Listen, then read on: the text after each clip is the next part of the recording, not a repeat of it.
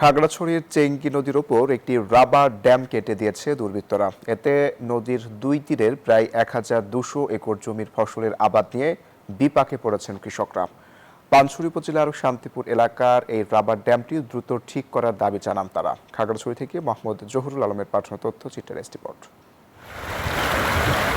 খাগড়াছড়ির চেঙ্গি নদীর উপর রাবার ড্যাম পানি সংরক্ষণের জন্য ড্যামটি নির্মাণ করেছিল স্থানীয় সরকার প্রকৌশল অধিদপ্তর, কিন্তু ২৬ জুলাই রাতে দুষ্কৃতিকারীরা ড্যামটির রাবার ব্যাগ কেটে দেয়। ফলে প্রায় ১,২০০ একর জমির ফসল আবাদ নিয়ে বিপাকে পড়েন কৃষকরা।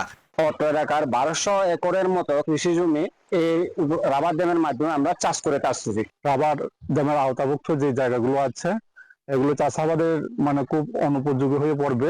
এই রাবার ড্যামটা যেন তাড়াতাড়ি মেরামত করে আমাদের এই কৃষকদেরকে একটা সুফল বই আনার জন্য।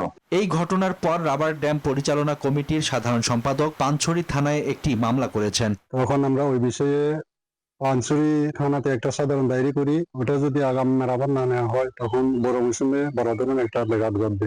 ঘটনার তদন্ত চলছে বলে জানিয়েছে পুলিশ।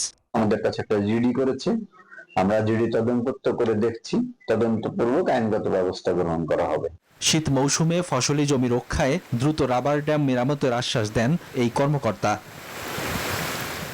কৃষকরা বলছেন, শীত শুরুর আগেই ড্যামটি মেরামত না করলে বড় মৌসুমে ক্ষতিগ্রস্ত হবে ফসল। Desk report, news 24।